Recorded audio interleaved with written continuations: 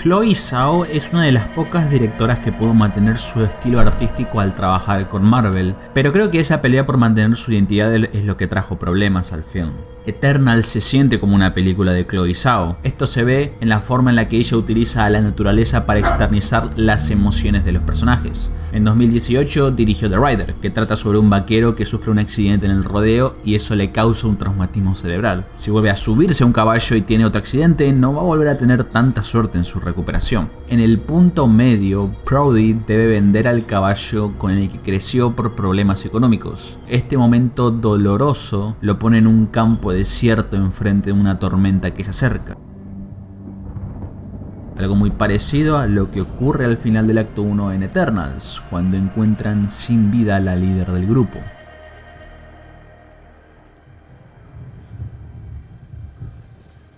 En ambas historias, las emociones de los personajes están conectadas a la naturaleza. Más allá del estilo como directora, los guiones de Chloe Zhao son muy diferentes a los de Marvel. Sus guiones retratan la belleza de lo pequeño y los conflictos son minimalistas. Marvel resalta los grandes conflictos intergalácticos con cientos de personajes y batallas a gran escala. En este video vamos a ver el concepto del triángulo narrativo. ¿Cuál es el estilo de Chloe Zhao? El de Marvel y si se pueden mezclar para crear algo nuevo. También vamos a descubrir cuál fue el error que cometieron los guionistas, cómo la película terminó siendo regular porque no tenían en claro qué tipo de historia buscaban desarrollar.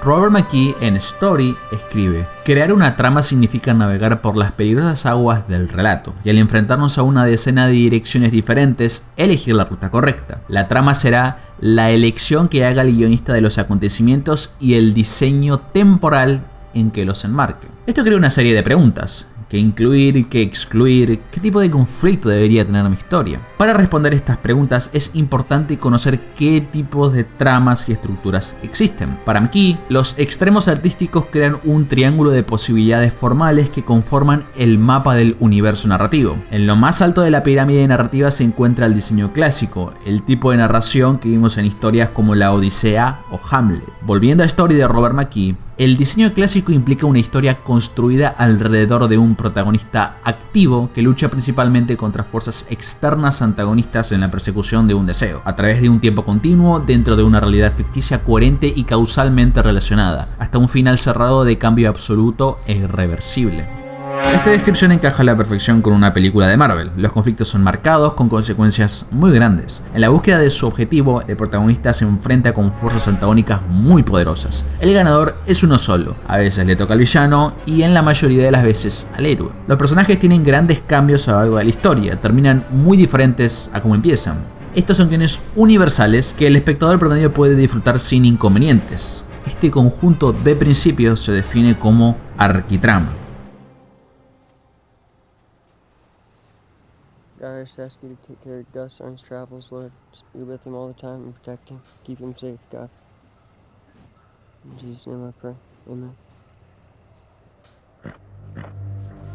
Pero ¿qué pasa cuando no querés contar historias sobre megalomaníacos que desaparecen a la mitad de la población? Sino todo lo opuesto. A veces los conflictos más pequeños son los más resonantes. Si hay una idea que define todas las películas de Chloe Zhao es la belleza de lo pequeño. Antes de Eternals, su filmografía consistía de Songs My Brother Taught Me, The Rider y Nomadland. En preparación para su primera película decidió aprender a montar a caballo. Allí conoció al jinete Brody Blackburn. Le llamó mucho la atención que estaba montando otra vez cuando hace pocas semanas había sufrido un golpe en la cabeza muy fuerte. Estuvo tan inspirado por este evento que su segunda película es una dramatización de cómo se recuperó Brody. Él vivió toda su vida rodeado de caballos y vaqueros. Cuando su doctor le dice que si vuelve a montar corre el riesgo de perder la vida, todo su universo se desploma. Su crisis existencial es porque debe elegir entre su identidad o su vida. En The Rider hay un arco de personaje, conflicto personal, escenas positivas, negativas y una decisión final muy difícil. Todos los ingredientes que vas a encontrar en una película de Marvel. La diferencia está en lo mucho que ese conflicto principal afecta a otras personas. En Avengers Infinity War es la mitad de la población.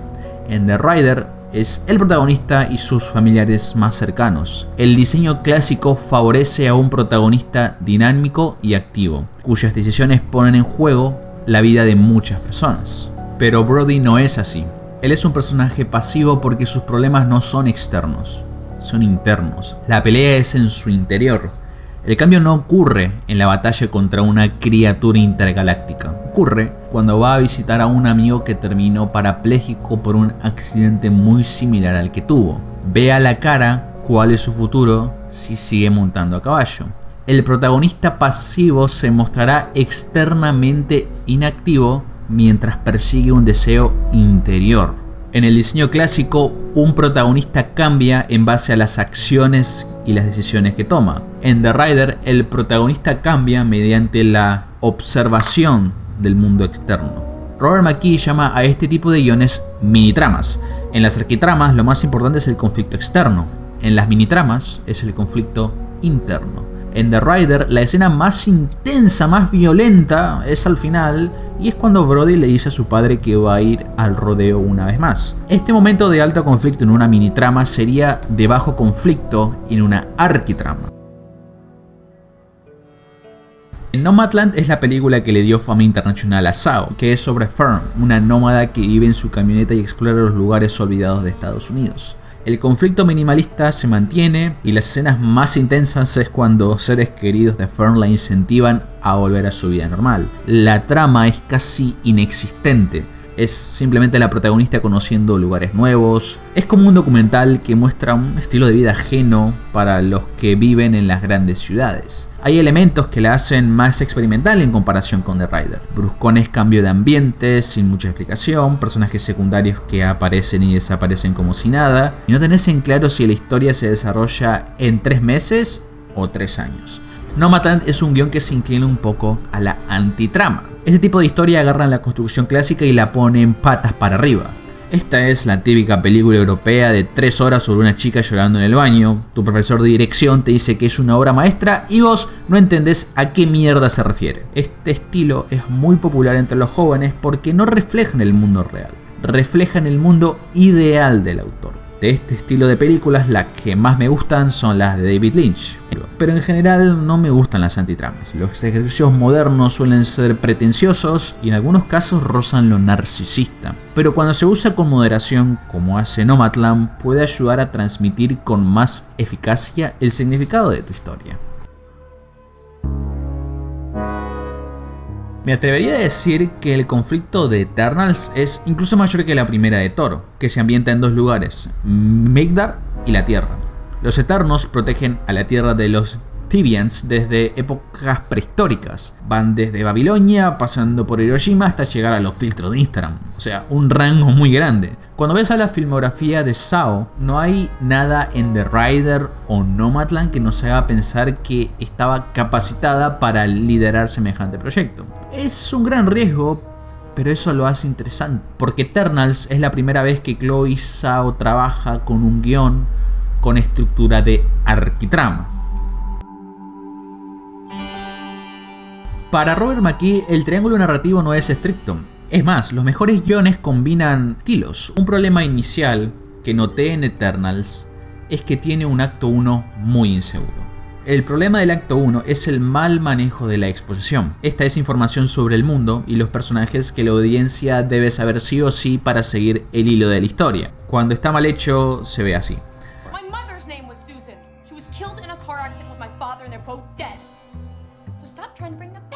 Las películas anteriores de Chloe Zhao tenían muy poca exposición ya que son historias minimalistas ambientadas en mundos reales.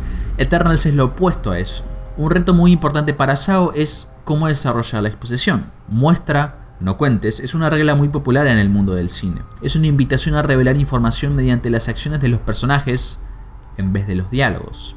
Eternals hace algo pocas veces visto. Primero te cuenta y después te muestra. Al principio del film vemos como Cersei, la protagonista, trabaja como profesora en un colegio y está en una relación amorosa. De regreso a casa, Sprite y Cersei son atacados por una criatura extraña, pero de la nada un hombre llega del cielo y derrota al bicho con un par de golpes. Esta escena es clave porque alimenta nuestra curiosidad. ¿Quién es en verdad Cersei? ¿Qué es esa criatura?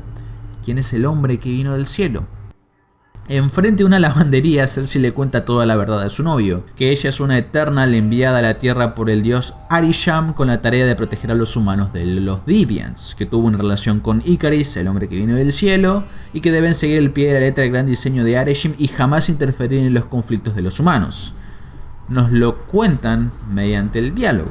Lo gracioso es que después lo muestran con un flashback. Se repite todo, el conflicto de los Deviants, la sumisión a Arishem, la relación de Ikaris y Cersei y la regla de no interferir en los conflictos humanos.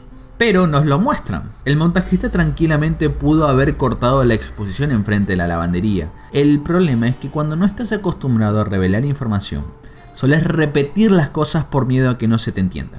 We were instructed not to interfere in any human conflicts unless deviants are involved. Why? If we'd protected humanity from everything for 7,000 years, you'd never have had the chance to develop in the way you were meant to. Siento que estos pequeños errores son resacones que quedan cuando no estás acostumbrado a contar una historia de gran escala. Pero esos son errores más pequeños. Hay una falla estructural que afecta a toda la película, no solo el acto 1. Eternals cuenta con muchas contradicciones, pero para mí algunas son positivas. La película tiene un estilo mixto que va de grandes secuencias de acción a extensos momentos de intimidad minimalista. Cuando Chloe Zhao le vendió la idea del film a Kevin Feige, le dijo que esperaba llevar el alcance de la película más allá de Avengers Endgame, pero también quería que tuviera intimidad. Eso lo siento como una intención de mezclar mini trama, a lo que Zhao estaba acostumbrada, con la arquitrama, algo más fiel a la esencia de Eternals y Marvel. Una forma de crear una mezcla exitosa es tener un conflicto externo de alto nivel que afecta a la vida de muchas personas y que la persona encargada de resolver el problema tiene un muy marcado conflicto interno. Un guión que logra este balance es Ad Astra, escrita por James Gray y Ethan Gross. Roy es un astronauta que recibe una misión de lo más particular: localizar a su padre en el espacio, quien lleva varias décadas de desaparecido, pero que sospechan está detrás de una amenaza que podría acabar destruyendo la Tierra. El padre de Roy se fue cuando era muy chico, dejando un trauma sin resolver en su hijo, que lo sigue atormentando de adulto y causa problemas en sus relaciones afectivas. Cuando Roy se embarca en su viaje espacial, no solo debe salvar a la humanidad, sino que debe resolver su propio conflicto interno, hacer las paces con su pasado y descubrir por qué fue abandonado. El viaje es al exterior y al interior. Eternals estuvo muy cerca de ser una buena película, pero un error le quitó esa posibilidad. El incidente incitador del film es cuando Ajax, la líder de los Eternals, es asesinada por los Deviants, que volvieron a aparecer después de mucho tiempo. Al final descubrimos que Arishem también creó a los Deviants y los Eternals son parte de un plan para usar al planeta Tierra como incubador de celestiales, seres capaces de crear galaxias. Para abastecer el surgimiento debe haber una cierta cantidad de humanos en la Tierra, por eso se los dejó progresar tanto. Para que haya un nuevo celestial, la raza humana debe morir. La historia de amor entre Ikaris y Cersei es el corazón de la película. Cersei a lo largo de los siglos construyó un gran afecto por los humanos. Cuando descubre el verdadero plan de Arishem, no duda un segundo en rebelarse ante su creador. Es un personaje estático que no tiene un dilema interno y está dispuesta a sacrificar un celestial con tal de proteger a la Tierra. Ikaris es ideológicamente opuesto. Él cree en el gran diseño de Arishem y está dispuesto a matar a millones de personas con tal de defender los objetivos de su amo. En el clímax narrativo, el conflicto interno de Ikaris sale a la luz. Por un lado quiere seguir las órdenes de su creador, pero por otro lado Cersei, la mujer a la que ama, está dispuesta a dar la vida por la Tierra. Cersei diseña un plan para unir a todos los Eternals y con esa energía pausar el surgimiento del Celestial. Ikaris se ve obligado a frustrar este plan y tiene una pelea con su familia. Cuando está por usar su visión de rayos láser para matar a Cersei, recuerda lo mucho que la ama.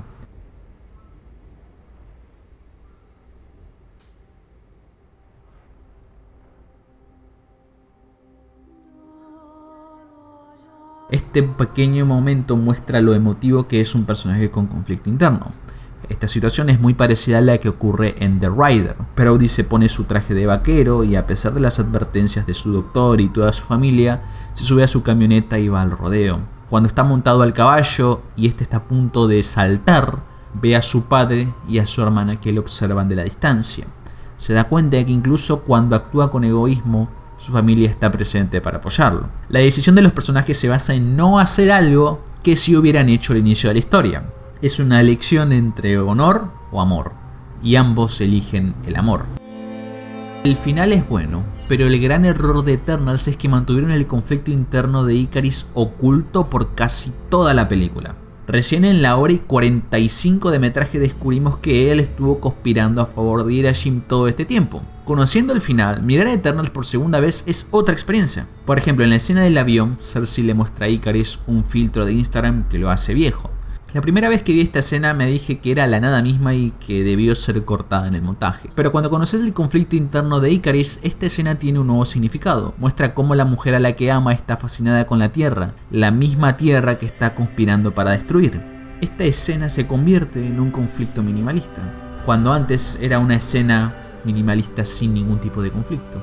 Hay otra escena en donde los Eternals están pensando un plan para detener el surgimiento del Celestial. Todos participan menos Ikaris, que está atrás dando vueltas en círculos. A lo largo de toda la película hay muchos conflictos minimalistas desperdiciados por la innecesaria necesidad de crear un giro de trama.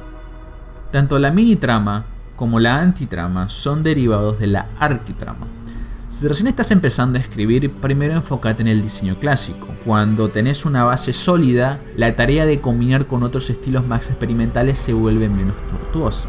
Para poder romper las reglas, primero hay que entenderlas. Tanto en la vida como en la escritura de guiones hay que sacrificar ciertas cosas, y saber qué sacrificar es muy difícil. Los escritores de Eternals estaban entre un giro de trama o el conflicto interno. La mala elección les salió muy cara. Pero si me preguntas a mí, un guión siempre va a ser mejor si tiene un conflicto interno bien marcado.